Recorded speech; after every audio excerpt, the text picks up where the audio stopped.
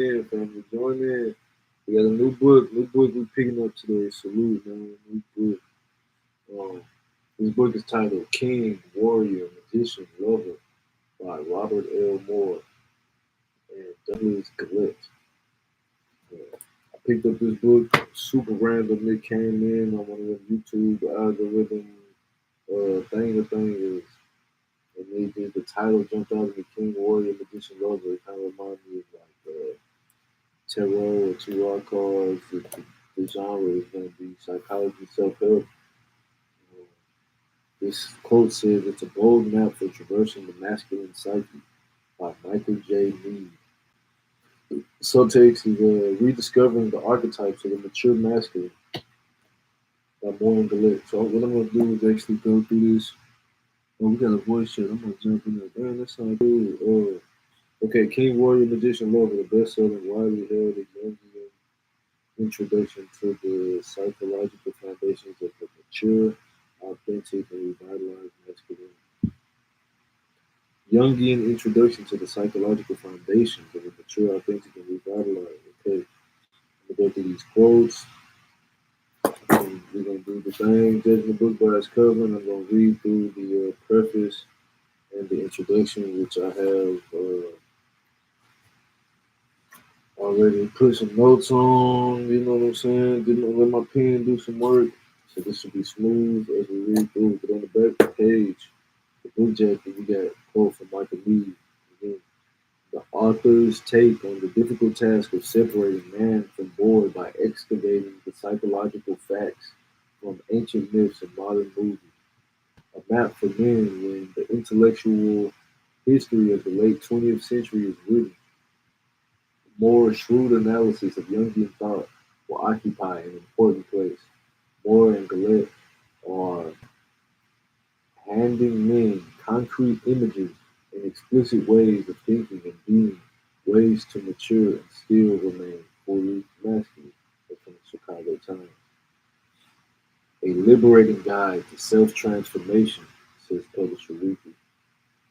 An exciting view of masculinity, one rooted not in domination but in creativity and empowerment of the self and the other. Robert Moore is a psychoanalyst and professor of psychology and religion at Chicago Theological Seminary. He also teaches at the C.G. Young Institute in Chicago, Illinois. Douglas Gillette on the right is a mythologist, artist, pastoral counselor, and co-founder of the Institute of World Spirituality. So these are our authors right here, the fellas that's going to be giving us some good word. You know what I'm saying? You get Moore and Gillette, the psychoanalyst and the mythologist. Okay, book jacket and some of the introductions. We're gonna have the old king. We have that's Raoult. There's the this is the old king right here. 1916, 1936. George Raoult, oil on canvas at the Carnegie Museum of Art in Pittsburgh Patrons Art Fund, 1940. This is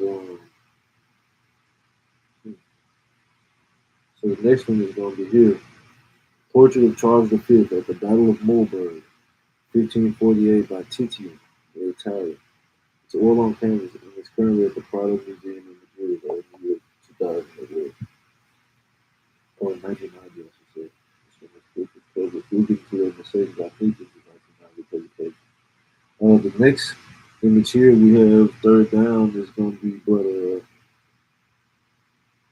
Old Bear, Medicine Man, 1832 by George Caton from America. Oil on canvas again. Pete, man, Pete the melanin on big Pete the feathers, man. Pete how he really shining on. The last artwork we have here is this is at the National Museum of American Art, the Smithsonian Institute. It's a gift of somebody. You know, there's more here. The last painting here is called Two Lovers, 1630, painted by Reza Ye Abbasi in the studio of Shah Abbas in Iran. Tempera and Guilt, they make this gold on paper. This is at the moment. Metropolitan Museum of Art in New York, 1950. Cover design by Kristen Beckstoffer and the photograph by Jerry Bauer. That's 250 dollars. That's not 250. That's 150. Okay, we can judge the book by the cover. We made it 5 minutes in. Let's crack this nut open and see what he's talking about. Rediscovering the archetypes of the mature masculine. Probably keep on to Amazon, YouTube, Amazon, October 2024. King Warrior Magician Level. Harper 1, which is an imprint of HarperCollins Publishers. This right here, one of the most important pages in any book. Copyright info. Harper 1. What I highlighted is that this book is on tape available from Harper Audio. The book is copyrighted in 1990. It comes out of Broadway, New York. Harper Collins Publishers. In the Library of Congress, cataloging and publication data. This is the first edition. It has look like a 13-digit ISBN. Number 1 is going to be men's psychology. 2 is masculinity, parenthetical psychology. Number 1 is Gillette Douglas. Number 2 is the title. Now, the dedication. The book is dedicated to Robert Bly, who has provided the impetus for a reevaluating of the masculine experience. Next, there's a quote from William Blake in the Four Zoe that says, "Four mighty ones are in every man. A perfect unity cannot exist but from the universal brotherhood of Eden, the universal man to whom be glory evermore." Amen. Amen is the name of the deity out of this last video. There's the contents. The book is told in 2 parts. There's the preface with acknowledgments and an introduction, which we'll go through today. There's going to be part 1 from boy psychology to man psychology, and there's 4 parts of that. Crisis in the masculine ritual process, the masculine potentials, boy psychology, and the man psychology. Boy psychology is going to be the heaviest one. You maybe do 2 videos on that. Okay, then part those, Roman numeral 2, duo, decoding the male psyche. Don't mind my glasses, family. We studying over here. The 4 archetypes of the mature masculine. It's going to be told in 4 parts as well. The king, the warrior, the magician, and the lover. Each about 25 pages, so those will be standard. And finally, the last section is going to be about 20 pages of 10 pages, really.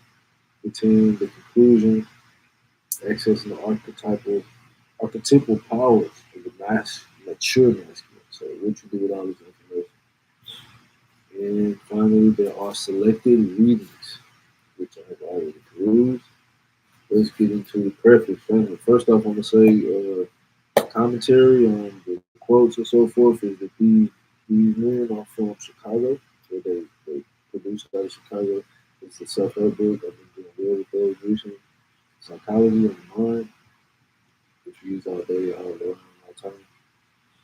The author's take is this is a hard thing to do.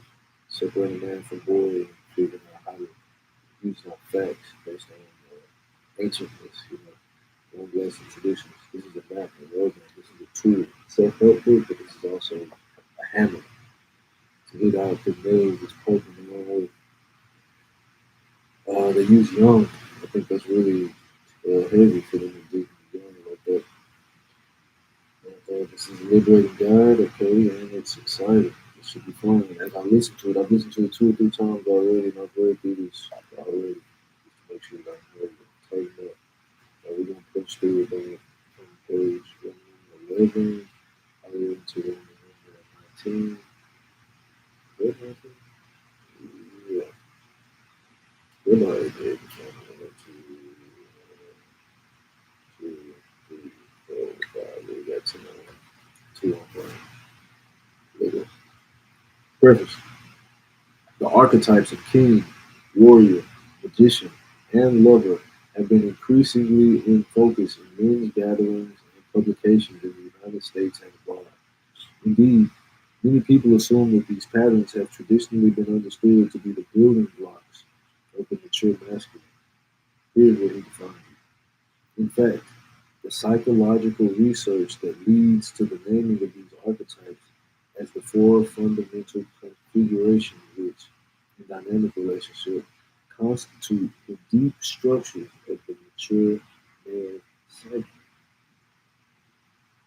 was first presented in a series of lectures at the C.G. Young Institute of Chicago, is where it came from.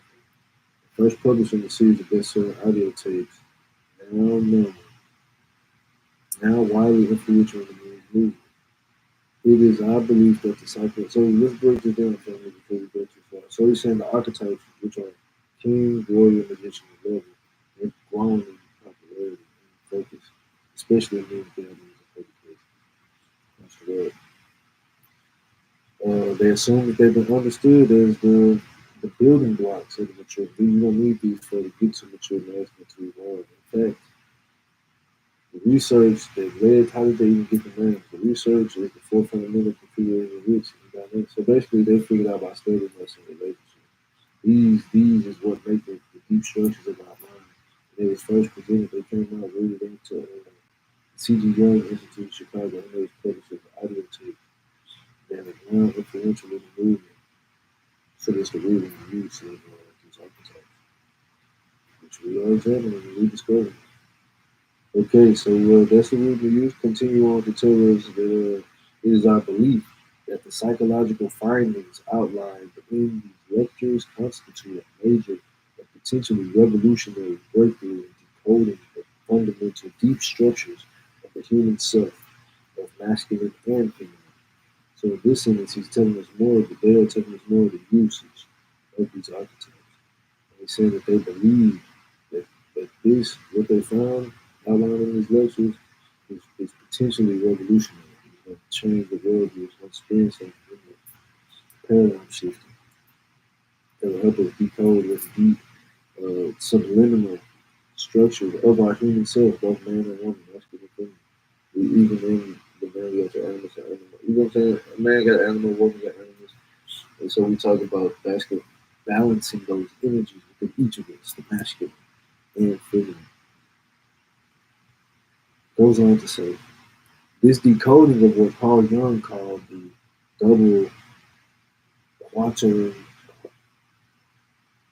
quaternion, the double quaternion builds on Jung's understanding of the archetypal self, but extends our grasp of energiography beyond Jung's work by clearly delineating not only the psychological contents and potentials imagined in the four quarters, but also the two fundamental dialectical oppositions built into the dynamics of the deep self, king or queen slash magician, and lover slash warrior. So here in this chunky paragraph, let's bust it down. He's saying that they, the two writers here, communicate to us this work of decoding that Jung put forth as double pair, basically, quaternion. It builds on Jung's understanding of the archetypal self, but it extends our grasp of human geography beyond. So they say they take it further. Jung laid the framework and foundation of the double quaternion, basically the two pairs, two and two. We do something like you feel. The book we read in How I Work a Man is rediscovering the archetypes of the mature masculine. This book is helping me grow into a better man. Salute. So he's talking about clearly delineating not only the psychological contents and potentials imagined in the four quarters. So there's content and there's potential that goes into these two and two. The first two is going to be the king and the magician, or the queen and the magician. And the other two is going to be the lover and the warrior. As we get further into this book, we explore these two alternatives. But in this first paragraph, he's basically something about challenge. It's a take Young's work farther. Next paragraph in the preface. King, warrior, magician, lover is an exploratory survey of the implications of this research for understanding the masculine psyche. It is the first of a forthcoming 5-volume series on masculine psychology based on this paradigm. Subsequent volumes are planned that will elaborate the wider implications of this theoretical model for human psychology and spirituality. Those with technical professional interest or who find their curiosity stimulated and want to know more should consult the list of resources provided in the book. Which it is. Our purpose in writing this book, so this is pretty much just a preview. He said, "Hey man, you like this book? We got four more things. It's gonna be a series where we keep going. Look at the books and the back, the reference book, and you can jump in and go with it." The last paragraph in the preface, he says, "Our purpose in writing this book, however, has been to offer men a simplified and readable outline of an operator's manual for the male psyche. Reading this book should help you understand your strengths and weaknesses as a man and provide you with a map to the territories of masculine self-rule which you still need to explore. Understand your strengths and weaknesses as a man, and also is going to provide you with a map, keyword map, to the territories of masculine self-rule." And that's important because in the back, the Chicago Sun Times says, "A map for me in the intellectual history of the late 20th century with this analysis will occupy an important place. They hand in us a concrete images. These are ways of thinking of being ways to mature and skills." And so they said that's a map for where it's going to show you how to get there. Now we move on, family, into the acknowledgments. One paragraph. The authors wish to thank Robert Bly for his encouragement. So grateful he was still alive as they wrote this wonderful series today with so in the post. We go in to say Graciela Infante. They thank her for her careful reading of the manuscript. Margaret Shanahan and Gracia Infante, both for their many helpful suggestions. Patrick Nugent for his absolutely accurate transcription of Robert Moore's lecture tapes. So Robert Moore is the writer. Robert Moore is the one that rooted this. Let's see. So we'll do. Robert Moore has his own tapes, but there are audio tapes that come from the C.G. Young Institute. So I'm only those are the same audio tapes from Robert Moore. So yeah, he thanks. They thank Nugent who transcribed the lecture and the editorial production staff of Hyper San Francisco. In addition, they also wish to offer special appreciation to the many men who have reflected on their personal journeys, personal experience in terms of this new approach to masculine psychology. And basically, this, and we get thanks to the men that really put themselves on the line vulnerably to make this book grow. They've helped us to refine and deepen that understanding. You know what I'm saying? Let's get into the meat of the tale. This is what really, let's get into the, you feel me? The flesh, the fruit, and the seeds. This right here is what really encouraged me to want to share this book with y'all, family, even in my rough times and tough times. This is just an intro, mind you. Let me know if it's too deep for the intro. We can break it down further. But let's say introduction. During Bill Moyer's recent interview with the poet Robert Bly, a gathering of men, a young man asked the question, "Where are the initiated men of power today?" We have written this book in order to answer this question, which is on the minds of both men and women. In the late 20th century, we face a crisis in masculine identity of vast proportion. Increasingly, observers of the contemporary scene, sociologists, anthropologists, and depth psychologists, are discovering the devastating dimensions of this phenomenon, which affects each of us personally as much as affects our society as a whole. Why is there so much gender confusion today, at least in the United States and Western Europe? Again, this is published in the years 1990, 25, 35 years ago. 35 years ago, okay, he said, "Why is there so much gender confusion today, at least in the United States and Western Europe? It seems increasingly difficult to point to anything like either a masculine or a feminine essence. Like, where the core going, where the manhood, where the womanhood is, everything's getting blurred lines. we can look at family systems and see the breakdown of the traditional family.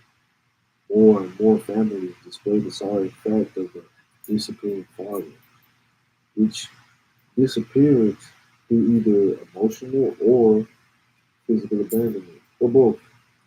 His disappearance wreaks psychological devastation on the children of both sexes. The weak or absent father cripples both his daughters' and sons' ability to achieve their own gender identity and to relate in an intimate and positive way with members of both their own sex and opposite sex. So here he's saying in the 90s, they was looking at the family system, breaking down the nuclear family. They trying to bust it down, single moms, disappearing dads, and basically saying that the father, the man, when you leave, that really has an effect, whether it be emotional or physical or both. It devastates the mind of the little ones, whether they're a man or woman, because when you weak or gone and absent, it's going to make them, they leaning on you. You know what I'm saying? It's going to make them crippled, daughter or the son, or both. It's going to cripple their ability to figure out who they is, because they don't see you standing 10 toes on who you is, so they having struggle trying to figure out their own gender identity. And they're having struggles as they mature with this crippling absence of a father, emotionally or physically. They are crippled in their attempts to relate in intimate and positive ways with their homies and their lovers. You know what I'm saying? With their friends on both sides. Basically, you're making it hard for them by not giving them the foundation they need. We are if we disappear, disappearing emotionally. Like we there in the house, but we may be like not showing up for them. So that's an emotional disappearance. Third paragraph, he goes on to say, they go on to say, but it is our belief and experience that we can't just point in any simple way to the disintegration of the modern family system, important as this is to explain the crisis of masculinity. He said we can't just point to the disintegration of family systems and put just to explain it. Just even if that don't explain it all the way, this crisis of masculinity. We got to look at two other factors that outline and underline this very disintegration. So it's deeper than just my daddy at the house. That's not the only thing that's making us have a crisis in masculinity right now. The past 25, 30, in the past 35, 40 years. So we got to look at two other really important factors that's at the root of heavy right now. To me, he says, they say, first, we need to take very seriously the disappearance of ritual processes for initiating boys into manhood. In traditional societies, they are standard definitions of what makes up what we call boy psychology and man psychology. There are standard definitions. This can be seen clearly in the tribal societies that have come under careful scrutiny of such noted anthropologists such as Arnold von Gillette and Victor Turner. They there are carefully constructed rituals for helping the boys of the tribe make the transition into manhood. Over the centuries of civilization in the West, almost all of these ritual processes have been abandoned or have been diverted into narrower and less energized channels, into phenomena we can call pseudo initiations. So here they say that first we need to look at we lost our rituals. The power and the potency of the rituals that took boys into becoming men in transitions. They lost their teeth, they lost their power, they fried. Now they just pseudo initiations. Boy versus man, the West lost it. So we can point to the historical background for the decline of ritual initiation. The Protestant Reformation and the Enlightenment were strong movements that shared the theme of discrediting of ritual processes. And once ritual as sacred and transforming process has been discredited, because basically you said the Protestant Revolution and the Enlightenment, they were strong movements that discredited the ritual process in the West. And once the ritual as a sacred and transforming process has been discredited, what we left with is what Victor Turner called a mere ceremonial, which does not have the power necessary to achieve genuine transformation of consciousness. This is ceremonial only. By disconnecting from ritual, we have done away with the processes by which both men and women achieve their gender identity in a deep, mature, and life-enhancing way. You saying they're only doing it in the name of title only, they're not getting the growth. You know what I'm saying? They might get the badge and sticker to say, okay, you're a man now, you're a grown woman now, but in their heart and their soul, they're still a little boy, a little G. So we ain't really getting the deep, mature growth in our gender identity. We ain't going from what Shahzad Ali said, most women is 14 in the mind. What Francis Percival said, most of the men is still 13, 12, baby boys. You know what I'm saying? We have to realize that this is intentional. You know, with the Protestant Reformation and the Enlightenment, they were so strong that what they wanted to do was get rid of the old ways. They said push away from the old world. And they left some of them titles to say, okay, now you go from border man, you can do your partnership, you can do your quinceañera, but at the core of it, you ain't finna be out here killing chickens and whatever they had to do, they really would spin their spirit from boy to man, a girl to woman, you know what I'm saying? They really ain't doing that. They just looking at it. That's what he said, this mere ceremonial or pseudo initiation. That's what he and he was saying too. Next, he presents us with a question. Third, fourth paragraph to third paragraph on the second page of introduction. Page 16, he said, they say, what happens to a society if the ritual processes by which these identities are formed become discredited? What happens to them society? In the case of men, in the case of men, there are many who either had no initiation into manhood or who had pseudo initiations that failed. Had pseudo initiations that failed to evoke the needed transition into adulthood. We get the dominance of the boy psychology. Boy psychology is everywhere around us, and its marks are easy to see.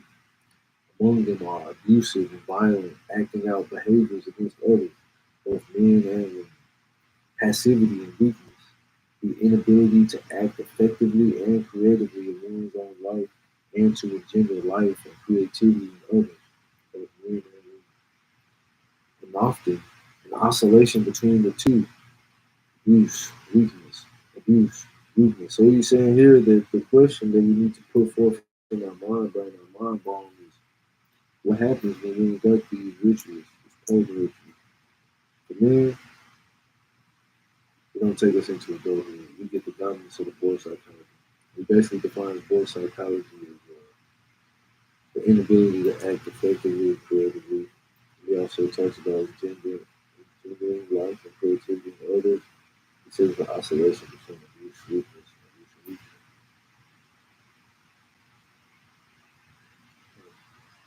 So these are the traits of boy psychology. The second, so remember, they're giving us the two factors that underlie the disintegration of modern family. What's been breaking down the modern family, one of the disappearance there. Not only that, we talk about the disappearance of the ritual process that turn boys into men, which ultimately allows that boy who is now entitled a man to still have the title of a big job, but in his heart and his core, he's still a good boy. He's still got that boy psychology.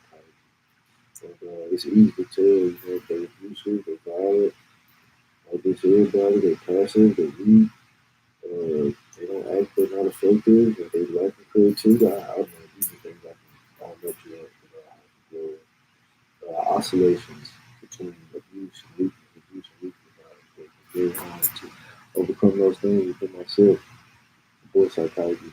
The second factor that leads to the breakdown of the modern family, it says, along with the breakdown of meaningful ritual process for masculine initiation, the second factor seems to be contributing to the dissolution of mature masculine identity. This factor, shown to us by one strain of feminist critique, this factor is called patriarchy. Patriarchy is the social and cultural organization that has ruled our Western world and much of the rest of the globe from at least 200 BCE, 2000 BCE, 2000 BCE into the present, and for the last 4,000 years. So the second one down here is patriarchy. I'll add that to put that this side of the book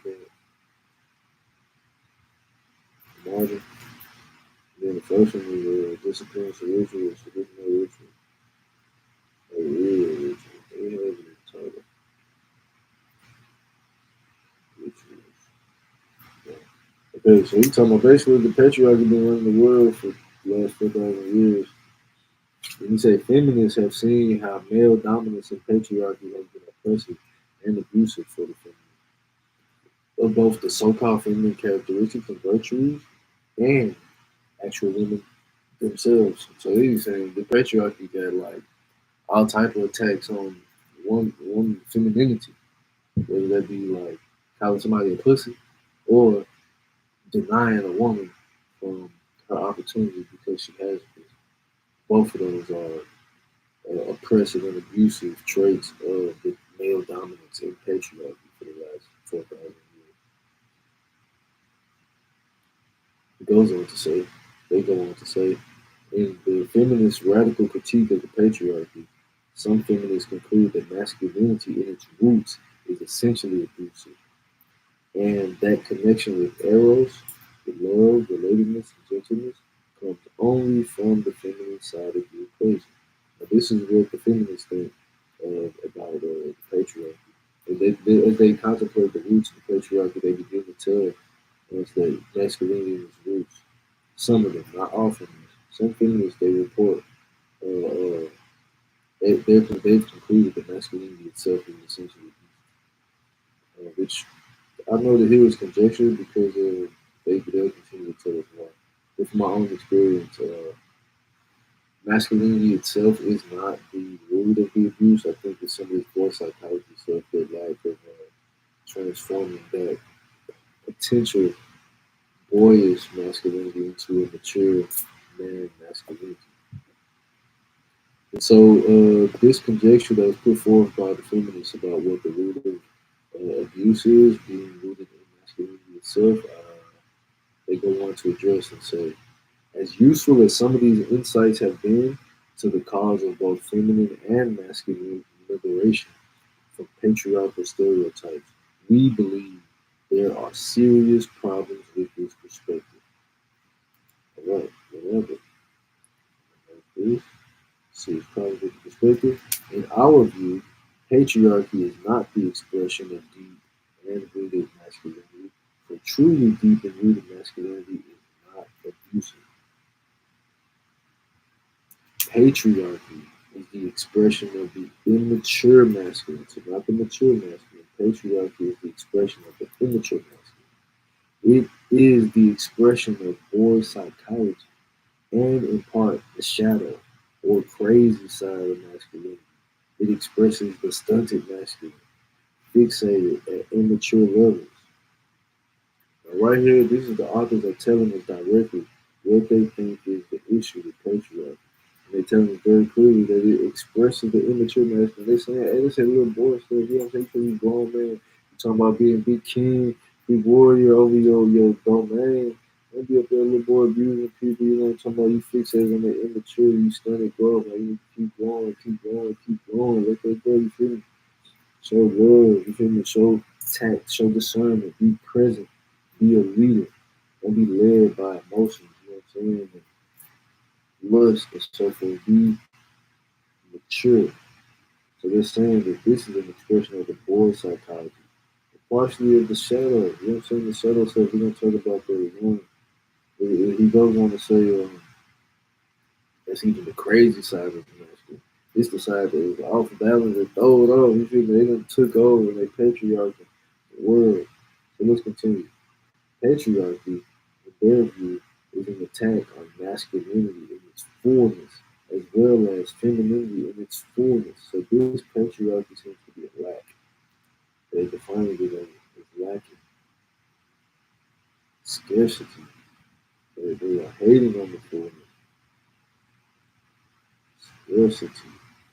So he goes on to say that they go on to say that those caught up in the structures and dynamics of patriarchy seek to dominate not only women but men as well. So they power hungry, they power tripping. They want to dominate men. They want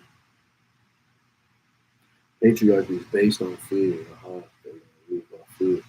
Patriarchy is based on fear. The boys fear. The immature masculines fear. What do they fear? They fear women, to be sure, but also they fear men. Boys fear women. They also fear real men. So these immature, these undeveloped, these growing, hopefully growing, probably not. Salute the Mawu. Good thanks, inputs. I got something for you. I ain't forgot about you. I love you. I know you didn't forget about me. I know I got you still in the bed. I've been going. The patriarchal male does not welcome the full development of his sons or his male subordinates any more than he welcomes the full development of his daughter or his female employees. This is the story of the superior at the office who can't stand it that we are as good as we are. How often we are envied, hated, and attacked in direct and passive aggressive ways as we seek to unfold who we really are in all our beauty, maturity, creativity, and generativity. So here he's talking about the patriarchy, what it does to the man, the immature boy. Salute Spirit be good, man. Salute, man. We reading in this book, man. King, warrior, magician. We talking about the little boy going through, man. He telling us what patriarchy does. He's outlined the two factors that lead to the disintegration of the nuclear family in the West in the 21st century. First one is that we ain't got rituals turning us from boys to men.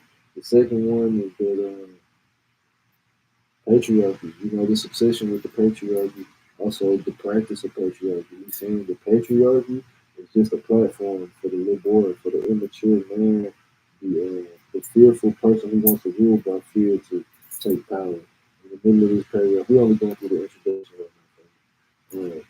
But in this, the ending of this paragraph, he gets into it, telling us that the superiors behave on the grow for the people that's in different positions.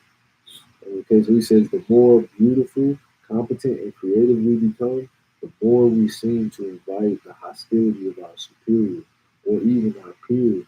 The more we shine, they're gonna hate the immature one, not everybody.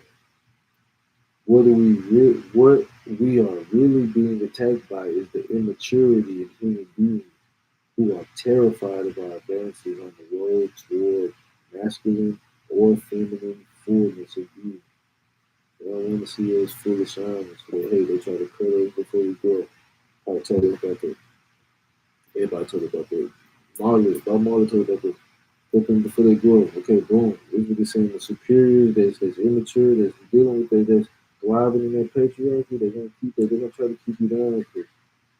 That right there, that beauty, that confidence, that creativeness is threatening them. They're fearful of real being.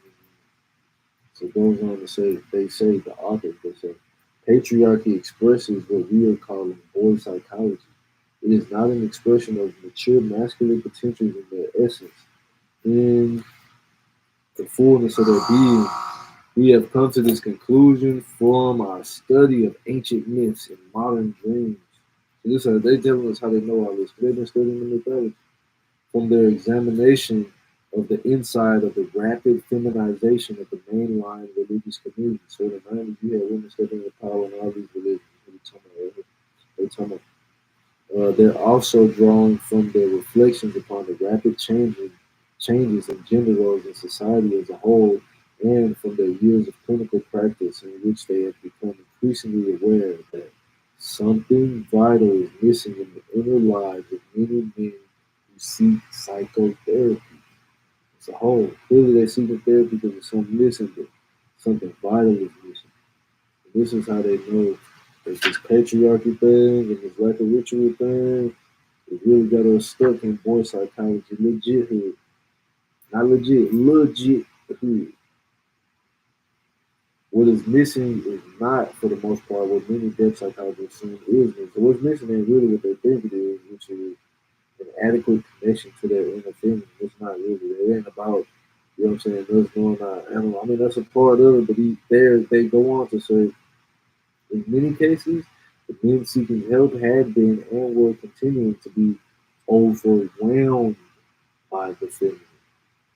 What they were missing was an adequate connection to their deep and instinctual masculine energy, the potential of mature masculinity. So it ain't that they didn't have a connection with their inner feminine, yeah, salute. It's not that us men who seek psychology, it ain't that we don't know and how to connect with the inner feminine. What most folks think is really that we overwhelmed by it. We ain't got the tools to really step into it. He talking about the adequate connection. Really, it ain't even about being overwhelmed by it. It's about us having that connection with our own inner joy, with our own inner masculine energy, and the potential of that masculine energy to mature into what?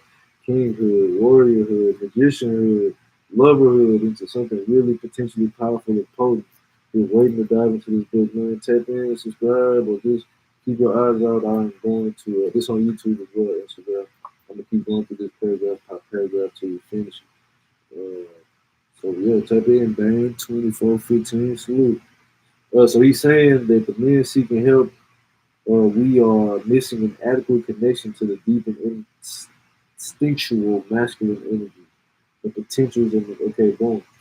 The men seeking psychotherapy were being blocked from connection to those potentials by patriarchy itself and by the feminist critique upon what little masculinity they could still hold on to for themselves.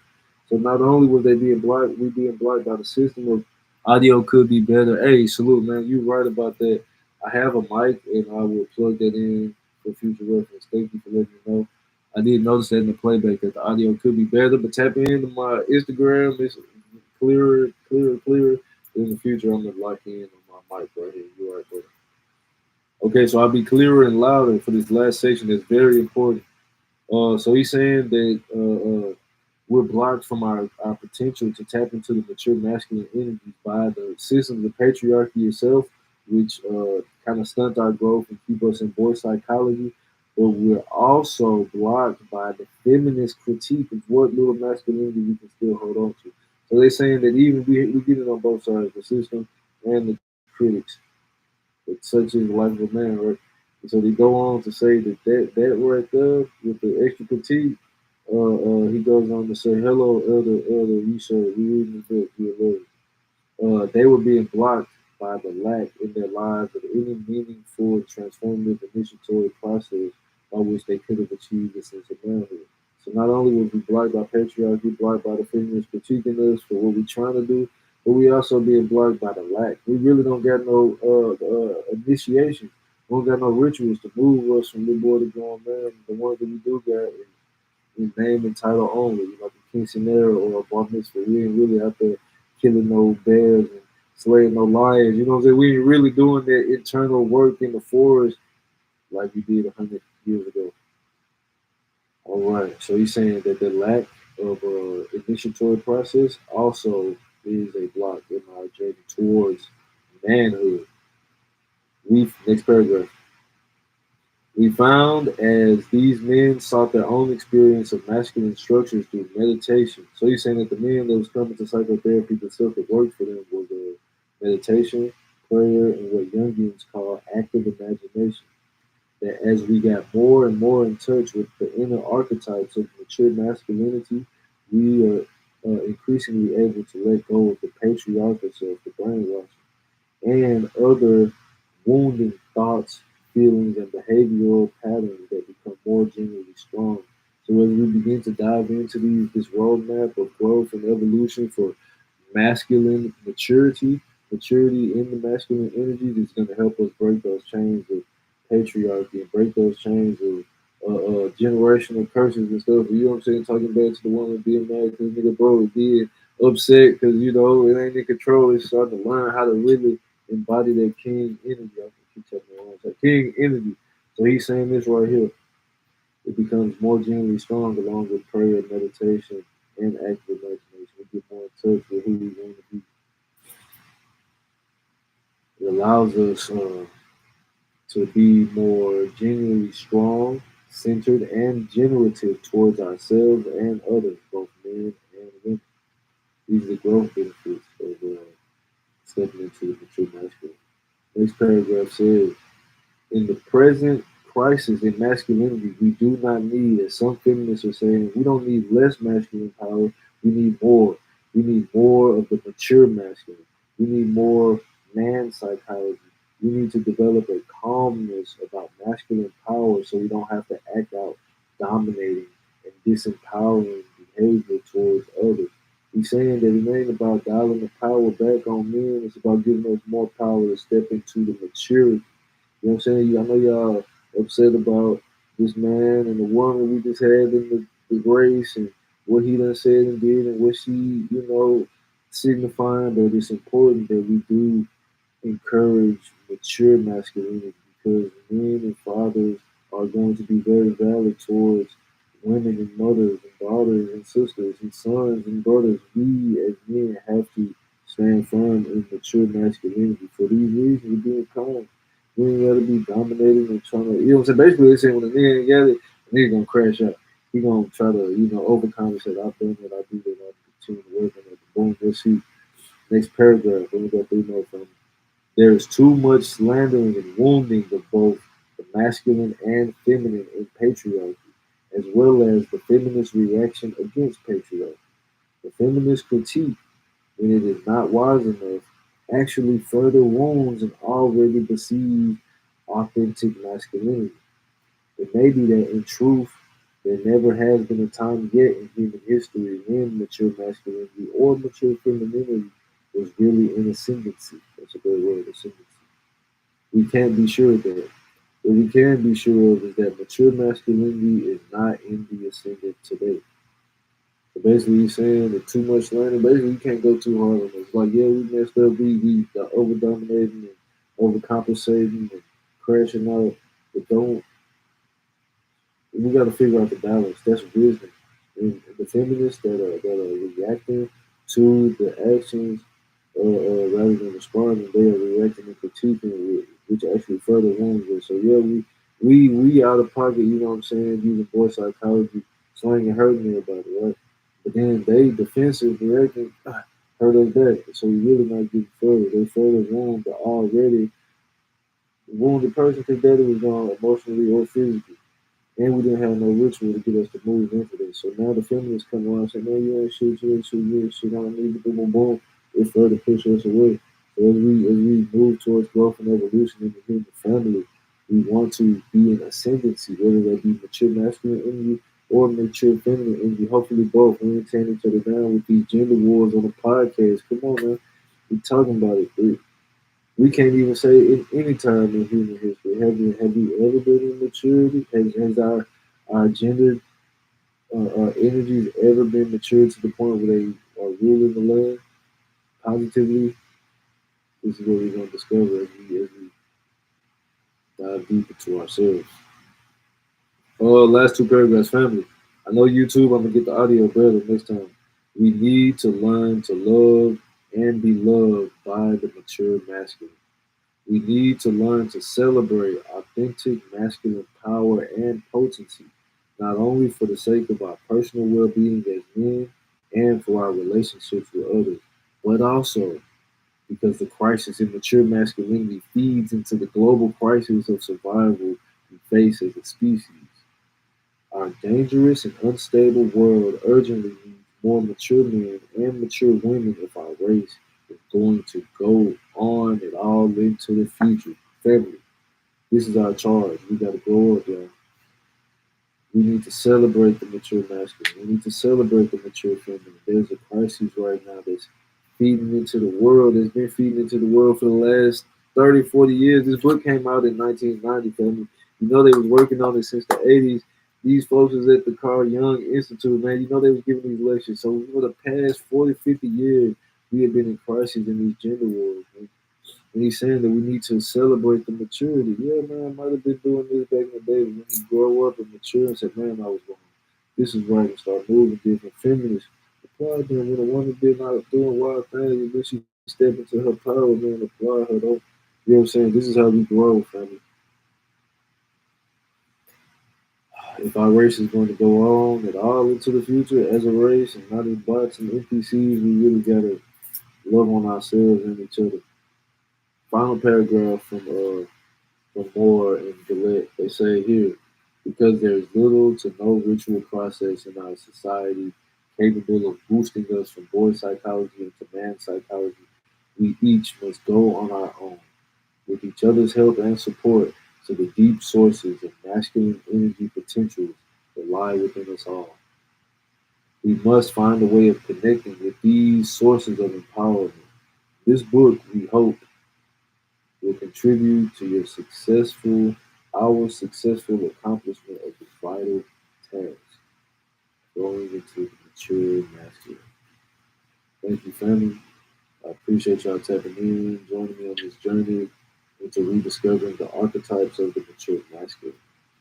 Again, the book is called King, Warrior, Magician, and Lover. You can find it on Amazon. I want to say it was like $15. Man, this one beat up my ego so bad. I was sitting there putting my son in bed together. I got a new bed. I've listened to it two, three times throughout the day. Man, when I'm working with my hands, it's really teaching me, telling me like, okay, as I start to feel offended about some of the stuff, I'm like, damn, this is where you grow. That's the boy psychology. Yeah, that's boy psychology. Boom. So I'm gonna give y'all more examples as we tap into it, but really let yourself be vulnerable. You know what I'm saying? Maybe read along, write in the notes. You know what I'm saying? Be very thorough with yourself. Make this like a letter to my younger self, to my inner child. You know, what would I need to hear to make this be effective for me as a 16-year-old, 14-year-old, a 12-year-old? What's it going man? That's what I'm gonna do. I'm gonna translate this. I'm gonna make as much of it into Ebonics as I can. Niggas speak niggas. The next time we're gonna get into part one, from boy psychology to man. Love y'all, family. Any questions, hit me on DMs. You can find me on Instagram at the Luminary. Find me on YouTube at Straw Hat KiLiK.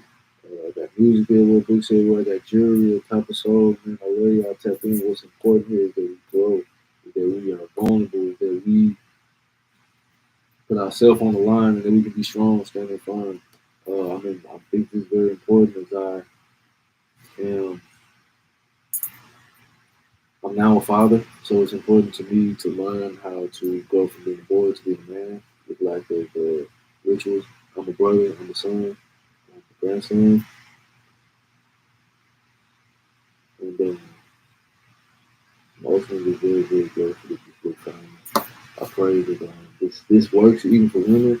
If y'all are boy moms or you yourself, dealing with your own masculine energy, you are INDEPENDENT. Do you know what that means? That means you can be your own. You got masculine energy pumping out of you.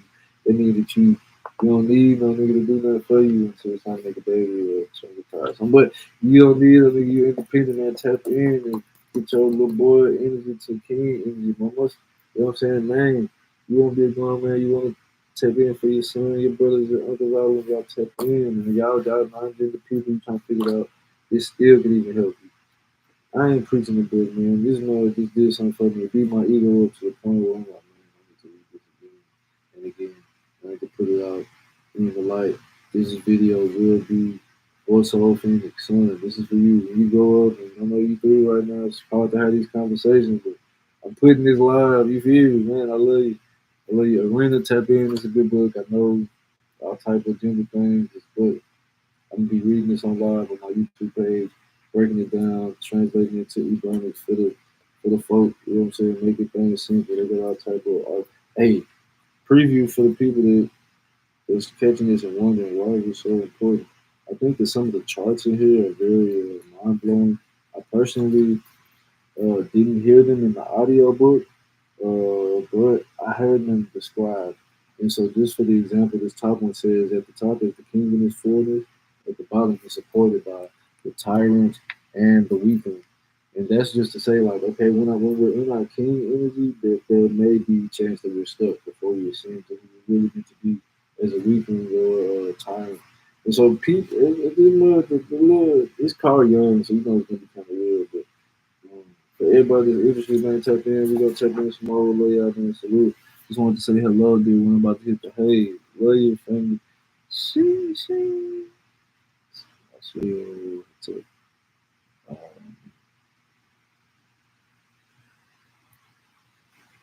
Yeah, follow on YouTube. We'll be some more. They'll be right there. Yeah. Thank you, Ben.